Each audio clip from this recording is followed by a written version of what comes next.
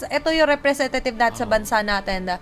But for NTT7, marami nagsasabi na they've received the shorter end of the stick ngayon sa campaign nila. Kasi imaginein mo, from being up against the Kings, 'di ba, sa Sky Kings, ngayon sa Titans naman, fresh off a sudden loss, dominating din yung naging win sa kanila ng Onyx. Ayan na. Now they face the reigning champions.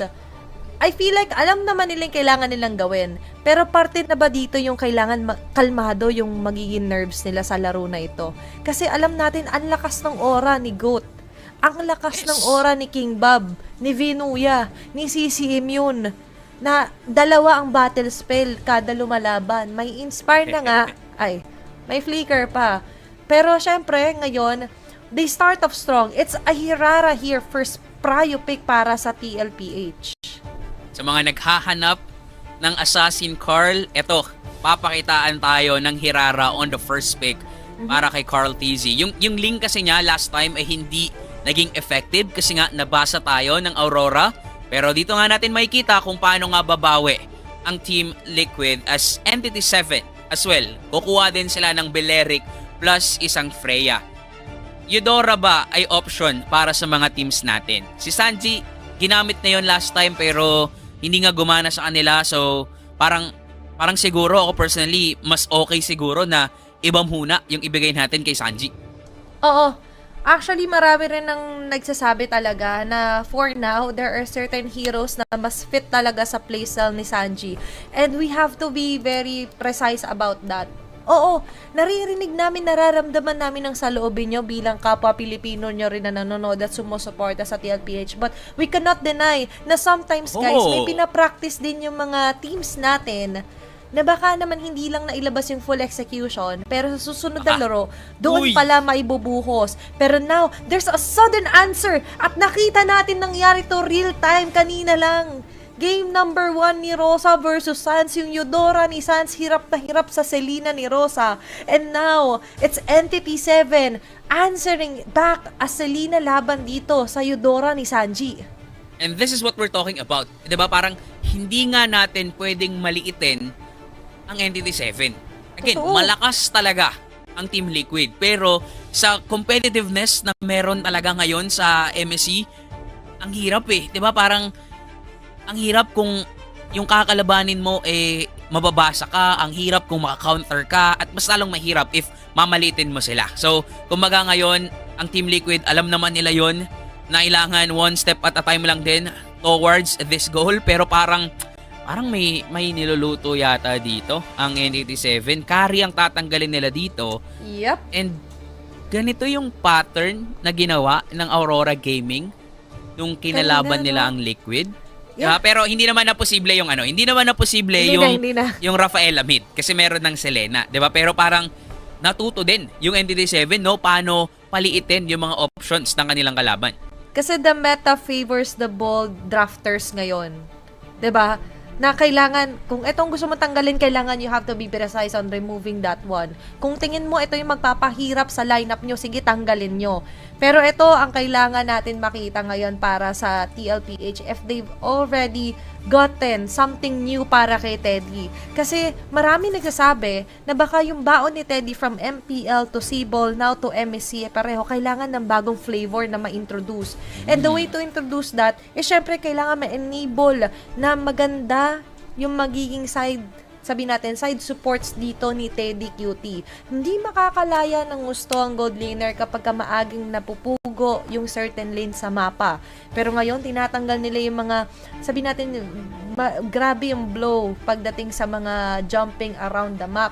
Now, they also remove, interesting, take out dito yung YSS nila Coach Aeon at Coach Nap. Wala muna laban sa Entity 7. May chance kasi na maging Freya gold lane yung makita natin dito mula sa NDT7. So, might as well remove the hero na magko-compensate dun sa Freya na gold lane na yon, which is the Yi Sun-shin. So, talagang ang nilimit nilang options dito would be the options para kay Hide on Bush. Pero mukhang ganun pa rin naman yung mangyayari. This is gonna be a gold lane Freya, tapos Explain Barats, talagang ang kunat ng lineup dito ng NDT7. So, dito talaga papasok yung sinasabi mo, Athena, parang magiging enough ba yung Claude dito to answer out this tanky heroes na meron yung kanilang kalaban? Or Teddy will somewhat solve the issue sa kakulangan nila sa damage? Parang sa early game pa lang, kailangan yung hero ni Teddy dito ay pumapalag. Or pwede rin naman, ibigay nila kay Teddy yung Pakito tas kuha si Sanford ng ibang hero na kayang makipagsabayan. Mo ang sasabayan sa kunat. Sa kunat pala, sa kakunatan. Okay. Ay, gusto ko yung idea mo. Babalikan ko konti. Rewind. Ayun nga! Ibigay Ayun yung nga! Pakito kay Teddy. Binalikan natin. Sakto. Okay, nakikinig po sa survey. Hindi, joke lang guys. Nakikinig din naman sila sa kung ano yung... Tingin ko kinakausap din naman sila ng mga players nila. Niliko. Okay, niliko ulit. Iliko natin. Baliwin natin ang munggo. Okay? Kung tama ang nakikita natin, wait lang. Hindi pa to sure guys kasi pag draft, pag ganito, alam ko na yan maraming teams binabalik-baliktad yan. Pero pagka inside the game, napupunta na sa tamang lugar, sa tamang tao. May kilala ako napunta na sa tamang tao Anyway, napupunta sa tamang tao yung hero. Pero para sa NTT7 naman, they went on a standard format na nakita natin gumagana talaga dito sa group stage ng MSC. So I feel like ngayon ang Team Liquid, they've noticed na pag standard or sunod tayo sa Agos, hirap kontrahin natin yung Agos. Let us be bold pagdating dito sa draft at sakto game 1 para sa match number 4 tonight. Mga kababayan, kailangan ng Team Liquid ng suporta nating lahat. Sabay-sabay tayong tumutok dito because they're up against Team NTT7 na kung saan iniliko nga yung draft nila, yung ine-expect natin na Freya Gold Lane, biglang binigay nila kay Akashi yung isang Freya tapos magkakaroon dito ng isang Barats on the jungle. So, now, parang kailangan yata ng Team Liquid matapos to early game pa lang.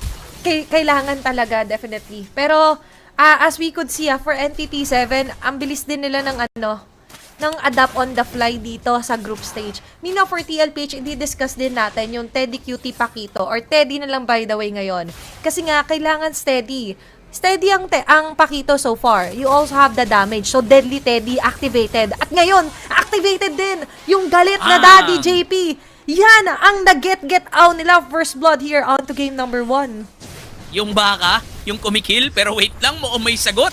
Si Hide on Bush, even itong si Shin with a flicker para lang makagat, para lang makalmot itong si Sanji. So that's gonna be a 1-for-1 trade. Diba? Talagang bumabawi dito. Kasi alam din ng NTT7 na kung usapang early game, kaya din talaga nilang pumalag. That's a Selena we're talking about.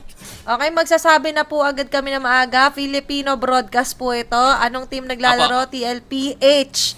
Filipino team po. Okay? The game is just starting at magwa-warm up na rin po kami. Pero ngayon, for NTT7, I love the guts na umanswer back sila. Technically, given naman na mabibigyan talaga si Sanji daw walang flicker. Pero yung mga ganito kasing Selena talaga, ang kinakainisan ng mga Eudora users out there. Now, looking inside din dito sa pag-rotate around the map ng TLPH, they're more careful na ngayon sa pag-farm at sa farming place ni Carl TZ, diba? Kahit si Sanford sumilip, hindi mo na magpapakita si Carl TZ sa mapa. Nandun yung trap, hindi niya dadaanan. Daddy JP has to check that pixel bush na malapit sa turtle dahil 4 na miyembro na agad ang NTT7 na nakaabang dito. So check agad, no? Checkmate agad. Yung Y-Bush, kita agad. Sanford, pasok na dito. Okay, burst down na nila yung turtle. Pati si Sanford, tumama yung si Bot. Masesecure ni Hide on Bush yung turtle and Coral TZ will go down as well. At mukhang ira-rundown tayo ng NTT7. Early game is doing it para sa kalaban ng ating mga kababayan, and even Sanford, wala siyang magawa kundi panoorin ang kalaban natin dito to secure and steal the purple buff. So napakaganda ng early game na meron yung kalaban natin. What an opening para sa NTT7. Nag-gets na agad nila that you just have to try and level up dun sa level of aggressionness dito nila Carl TZ. Not to mention na kunat factor check. May damage-based damage sa Kakashi is also there. Diba? Napakasakit isipin nun para sa TLPH. Nabitawan na nga yung turtle. Nabitawan pa yung objective. Medyo nakita natin ngayon, nag-falter down yung open sa Sunless NTT7. At ang angas si Akashi recall sa harap ni Sanford. Wow!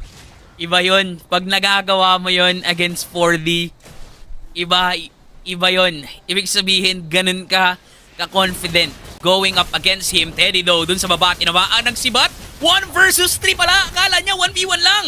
Meron pang shield, meron pang flicker. So enough naman para mabuhay siya. Ang dami ring na-commit doon ng NTT7. So nice one, Teddy. Nabuhay si Teddy dun sa baba. Kailangan maging steady lang ni Teddy. Bawal ma-dead dito si Teddy. Kasi as we mentioned nga, kailangan mag-stay put lang muna siya sa linya to make it easier for other members to somehow level up the game. Kaso sa ngayon na nagpapahirap talaga sa kanila, ulitin-ulitin lang natin si Shin at si Haydon Bush. At sa gitna, agad ang atake nila! Rekta leg! Dalawang tanggal! Gumanti agad ang TLPH. That's a few seconds before the turtle responds. At a target agad dito nila Sanford. It's going to be Hide on Bush. He's trying his best para ma-delay itong tao na ito. Kinain mo dito to nas welcome. Lilipat tayo sa baba. Pero babalik tayo sa taas. Kahit kayo mahilo, okay lang. Kasi yun ang target ng TLPH. Hiluhin ng mga members ng NTT7. Buhay pa rin po dito si Sanford. At ngayon ay sinisimulan ng Liquid ng Turtle na buhay na rin. Yung mga namatay kanina, Sanji trying to kill Shin.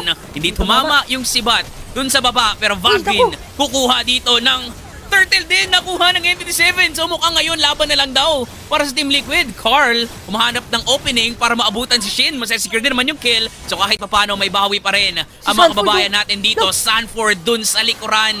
Pinapakita kay Hide on Bush na hindi mo pwedeng kainin yung bakal kahit dinosaur ka. Kasi masisira ang ngipin mo, mamamatay ka. So bumawi na lang tayo sa kills kahit na nakuha pa rin ni Hide on Bush yung turtle. Mahirap ma-digest ang bakal kung ikaw ay isang dinosaur. Pero i-digest muna natin nangyari doon. That's a 3-for-1. Nakalamang in terms of kill ng TLPH. Ang difference kahit di nila nakuha yung turtle is they've managed to get the numbers in dito sa hirara ni Carl TZ. Plus, important factor was that mas ready na si Sanford ngayon na mag-zone out and to give enough of the ionic edges or bionic plates dito sa members ng NTT7. Ngayon, ini-eliminate na nila yung tanging nakakapagpagulo din kanina pa doon sa buhay ni Sanji. The Selena here for Shin na kanina nakakainis. Kaya rin sila na-delay doon sa pag-take ng turtle dahil araw after araw tumatama lagi sa TLPH. Now, kahit papano, na-eliminate nila yung lead na in-establish ng NTT7. That's a 1k gold lead. TLPH actually has the chance ngayon na sirain agad yung Tori sa taas. Yung baba, stay put lang dyan si Sanford. Gusto niyang pagaanin ang buhay ng mga kasama niya. Kaya lagi niyang kinikip busy lang dito si Akashi. Susundan niya nga hanggang sa dulo ng mundo. Kumbaga ngayon box out muna. Kumbaga para lang magkaroon ng space, yung iba niya mga kampe, sanang bahala dun sa isa para 4v4 lang. And kung usapang 4v4 lang din kasi, yung sustain na kaya naman din kasi talaga ng Team Liquid. Kasi nga, we have Daddy JP, we have the Minotaur. 'Di ba? And like sa NTT7, normally, gugustuhin mo na ang pair ng isang Barats ay utility. 'Di ba? So, if makakita talaga ng opportunity dito yung TL, ikagrab talaga nila. Lalong-lalo na if hindi magkakasama yung NTT7. Kasi if the damage is what we're gonna talk about, baka kulangin yung Team Liquid sa damage. Kasi nga, wala naman tayong marksman unlike NTT7. 'Di ba? Pero ngayon, dinadaan sa bilang ng Liquid. Okay, no, doon agad ito nas welcome. Napatambog agad ni Daddy JP mga members dito ng NTT7 pero nakapakapit. Pero ratong draya dito mga members ng NTT7 sa mga members ng TLPH. At chase down onto Akashi, making it a double kill para kay Doom. A double kill yet again para sa NTT7 sa kamay naman ni Akashi. That's 4 members down all of a sudden. At NTT7 nabawi na naman, nabawi-bawi ang laban-laban kanina ng TLPH sabay basag pa ng isa sa pinaka-importanteng tore sa gitna ng mapa. Tayo yung walang bawi sa ginagawang ganto ng NTT7. Yes, kung usapang kills, nakakadikit tayo. Pero kung usapang objectives, mainit yung daliri ni Hide on Bush. 3 turtles ang nasecure ng NTT7. And kung damage lang yung pinag-uusapan natin, napakaganda rin nung timing sa pag-engage ni Doom. 'Di ba? Tumama yung sibat, pasok siya dito, hindi sila kinapos sa damage, and dun nag-fall off yung Team Liquid. So sa Team Liquid, dito talaga tayo asa sa sama-sama nila, lalong-lalo na kapag wala pa yung Moskov. Pero ang tanong, maghihiwa-hiwalay ba yung NTT7? Kasi parang alam na rin nila na online na yung Moskov, so gagawin na nilang sentro ng mundo nila yung Moskov. Oo, kasi ngayon magre-revolve na onto Doom free hitting members ng TLPH. Yung kinakatakutan ko kanina eh. Oh, ako lang, hindi ko na kayo dadamay, na mayroon ding dalit na version ng Entity 7. At na-gets na nila that one of the focal points para ma-hit mo yung pinaka, sabi na natin, kiliti ng TLPH is to fight them head-on. When the least expected it, na buong akala ng TLPH lamang sila pero nakipagsabay ng Entity 7. Not to mention the draft as well. Nagustuhan ko yung switch nila suddenly onto a Barrett's jungle. Si Akashi ay nag-Freya naman onto the side. This opens a way more sa mapa. May plan B pa sila kung sakali mag-late game na Moscow para kay Doom. Na-check nila yung early, yung mid-game ngayon ang pinaglalabanan, yung late game kailangan hindi doon paabutin ng TLPH. O parang ang hirap talaga no kapag wala tayong magiging sagot dun sa isang Moskov. Even Sanford and even JP is really having a hard time to zone out the other members of NTT7. Why? Because of the arrows, because of the traps. Diba? Parang, sabihin natin may heal, nagre-regenerate yung buhay niyan, pero masisira talaga yung yung plano mo na ito yung puntahan mo, dito ka dumiretso, dito ka gumanyan, dito ka lumiko, 'di ba? And nakikita natin na ang nagiging driver ng mga team fights ay Entity 7. 'Di ba? Especially si Shin. 'Di ba? Sobrang nakakayamot ng mga arrows niya. No, so it's up for TL paano nila hahanapan ng paraan dito. Parang kung usapang team fight kasi, ang hirap kung sabayan lang sa suntukan. Grabe kasi, tingnan mo lahat ng bush dinaanan ng pana or trap ni Shin. Kaso ngayon susugal na yata si Cortezi. Naiwasan niya yung Rato Triad, kaso ito hindi nila maiwasan! Daddy JP nakain ang buo dito! Return as well kung makakasurvive, pero follow up dito agad kay Doom with the SOD! Free hitting yet again! At mukhang babagsak na naman dito ang TLPH, the 3 members down. Napakasakit na ngayon ng pinagsama-samang Entity 7. Grabe si Bagon dito. Yung Belerik, paulit-ulit niya lang nagagamitin yung Flicker and even the Rat of Triad just to taunt Carl TZ. Diba, yun lang yung ginagawa niya. Tapos yung taas pa, sumabog na, nandyan pa yung Lord. So there's gonna be a problem para sa Liquid. Mabubuhay din naman yung buong miyembro dito ng Liquid. Pero look at the discipline coming in from Entity 7. Lalayo sila, hindi nila ipipilit kasi nga alam nila the comeback is still there. May potential pa rin ng comeback. Pero yung lead na meron dito na meron sila 7k gold lead, parang parang if gagawin lang nilang systematic yung approach dito, sure win na to para sa kanila.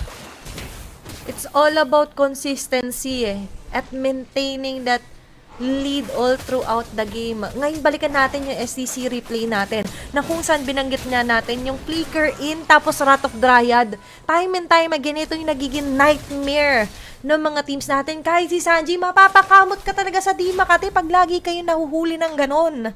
Pre, legit. Diba, ang hirap ng buhay niya. After the Flicker, Ayudora, ang pwede niya mag-escape is kung naka-reserve yung Ball of Lightning. Pero nagagamit niya kasi kung sakaling may lumalapit agad sa Entity 7 to. So, yung stun, wala na agad. Yung aasahan natin yan Fury kay Daddy JP bago niya pa i-commit, may umaatake na agad Detona's welcome sa kanya. So, without Daddy JP, only Sanford on the front, hindi sapat yung depensa na meron na ang TLPH. Sobrang dugong labanan ito para sa TLPH sa totoo lamang. Pero hindi pa naman huli ang lahat. Oo, wala silang gold lane na marksman na pwedeng pang late game. Pero kung tatama at the perfect moment, yung duo ni Daddy JP pati ni Teddy at Sanji, they might get a very nice pick-ups out of Entity 7. Kumbaga, meron pa naman talagang pag-asa. Diba? Hanggat may base, may pag-asa. Diba? Ang mahirap lang sabihin dito, hanggang kailan tayo aasa na magkamali muna yung Entity 7 bago tayo makabawi. Kasi, again, if we're gonna talk about the late game potential, lamang talaga dito yung Entity 7. Kumbaga, inagulat talaga tayong lahat. Sa niliko nila biglang Moskov, tapos yung Barats, mapupunta pala doon sa kanilang jungle. 'Di ba? Kasi, sanay tayong makita na dapat yung Barats sa XP lane, yung Freya dapat sa gold lane. Pero, again, Entity 7, come prepared dito sa laban na to. Now for TL, parang kailangan yata talaga nating makabawi dito. Mahirap bumawi, pero again, hanggat may base, kayang bumawi. At hanggat may Lord, na sinesecure yung alaban at sinisimulan dito ay mukhang lalabang pa rin tayo. Okay, natutunos welcome na naman agad dito si Sanford. Half an HP left. Tatakas. Hindi tatama yung follow-up na arrow. Kailangan mag-U-turn dito ng TLPH. Ito yung game plan ng Entity 7. Kailangan lang nila mag-antay lagi na may -1 is sa Hidden Bush tapos bitaw sa kanilang sinisimulan na Lord. Pero mukhang iba yung plano. Ibebait lang yata. Masusundan. Hindi yata makikita na dito si Sanji pati si JP. Pero pa-follow up sa Akashi. Tumarget agad kay Sanji. Mapipilitan lumusod. Hindi pa naman nakakapag-flicker out. Yung pana tatama na naman dito kay Sanford. The taunt is too much to handle. Tatalon. SOD will miss out. Pero kahit mag-miss out yan, ito hindi magme-miss out. Pumili ka rin na naman dito si Vagvin together with the Wrath of Dryad. Sumagot naman si Daddy JP. Mga suntok ni Teddy. Tumatama sa mga panga. Pero it's too much to handle dahil humahabol na agad dito si Akashi Cartesi atras. It's JP, Teddy, yet again trying to find the right angles. Mahahanap pa nila, pero bago pa nila mahanap, nagalawa na sila dito ni Teddy. Nakikipagsabayan kay Akashi. Tataratin ba? Hindi! Nadali sila and it's going to be a wipeout! Entity 7 getting 5 men down laban sa TLPH at may Lord pang kasama. Buhay si 4D, nakasalalay kay Sanford. Nakasalalay kay Sanford ang pagdepensa dito. May Lord na makakasamang Entity 7. Dalawa lang din naman ang buhay sa kanila. Pero mukhang pressure sa ibang parte ng mapa ang gagawin. Sanji, Sanford, the Sansan Duo. Sila ang naitalaga para dumepensa sa base. At mukhang kaya pa rin naman nating dumepensa. TLPH will live another day. Pero hindi natin may pagkakaila na tinry ng gawan ng paraan ng TLPH dito to not directly attack head-on dito sa Entity 7 pero nalugi pa rin tayo. And again, that is because of the composition ng kabila. 'Di ba? Hindi sila kinakapos sa damage. Meanwhile tayo, ang dami nating binubuhos para lang ma-burst down sa Hide on Bush, para lang ma-burst down si Bagun. 'Di ba? So talagang nahihirapan. Pero we're seeing a sign of life. Kumbaga, pumapalag pa rin naman tayo. Unti-unti lang humahabol ang Team Liquid. Ang isa sa pinakamalaking dagok kanina pa talaga is that Entity 7 was able to somehow piece together yung plano na si Sanford kailangan lang ng babalaw. Pag umalis si Sanford sa harap, that's it eh.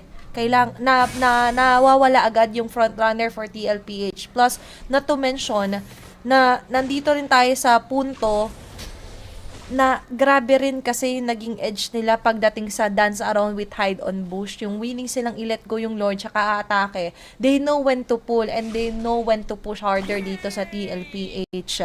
Looking at the item progression as well, definitely lahat na ito ay nasa side ng Entity 7. Playing right to their strengths. Marami nagsasabi ng persona ng Entity 7 is that mahilig sila mag-play ng sobra aggressive sa early game. At napakinabangan nila yon. At na-compliment pa ng husto dito sa naging draft nila para sa game number 1. Dahil you have to play aggressively but also, kailangan mo rin mag-plan ahead kung sakaring ma-extend at ma-stretch yung game. Parehong yun na-checkan nila. Oh, look at the items na meron dito si Doom. Lock item na siya. 'Di ba? Malefic Gun, tapos Rose Gold. So, mahirap talaga napatayin yung isang Moskov dito. Though, nagawa yon ni Teddy kanina, pero at anong cost? 'Di ba? Naubos tayo.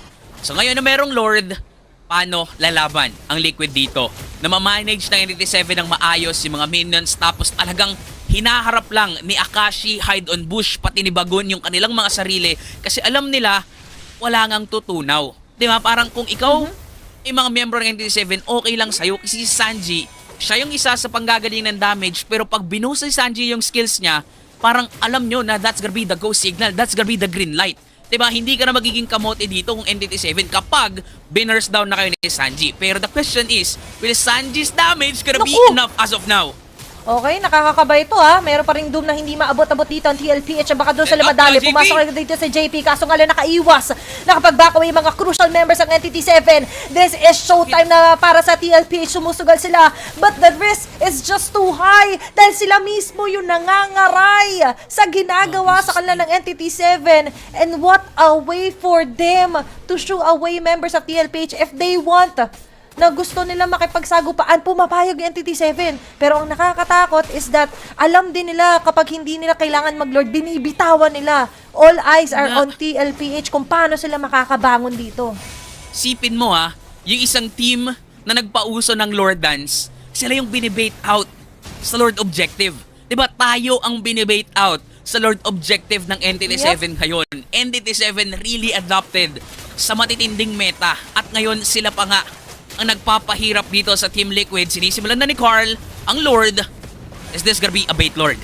Okay, yung mga pana ay hindi tumatama pero kailangan pa rin mag-ingat dito sa mga traps. Ito rin yung nakaka-disrupt talaga time and time again kay Sanford. Yung mga rockets sa pinapala ni Hayden Bush, lagi ko mo konekta dito kay JP. SOD tatama kay Sanji. Kailangan ni Carl TZ umatras, umabangko sakaling may mag-teleport na Moskov out of nowhere. Pero tuloy lang si Doom.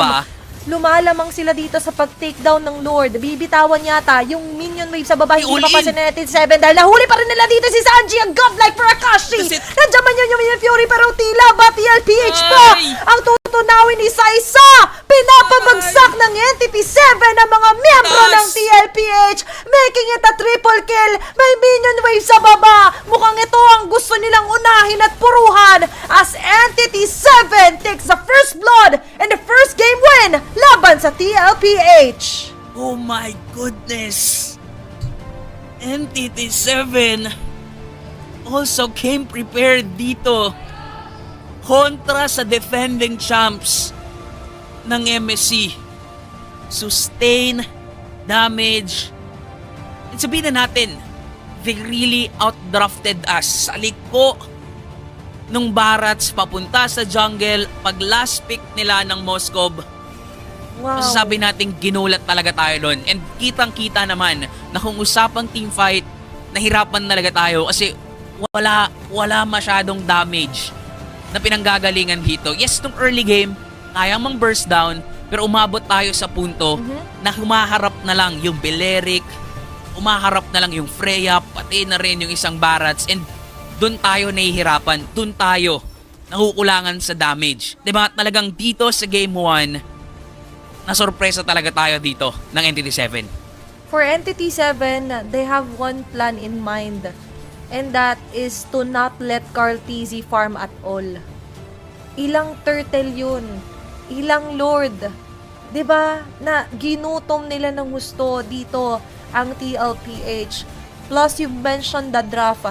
I think it's high time talaga na kailangan talaga nating acknowledge na pagdating sa draft ngayon, that other regions have truly catched up sa kung ano yung kinakailangan ng meta. They were able to maneuver yung whole process natin dito sa pagkuha ng kills, the draft, and the winning composition para dito sa Entity 7. Ito yung version nila ng gigil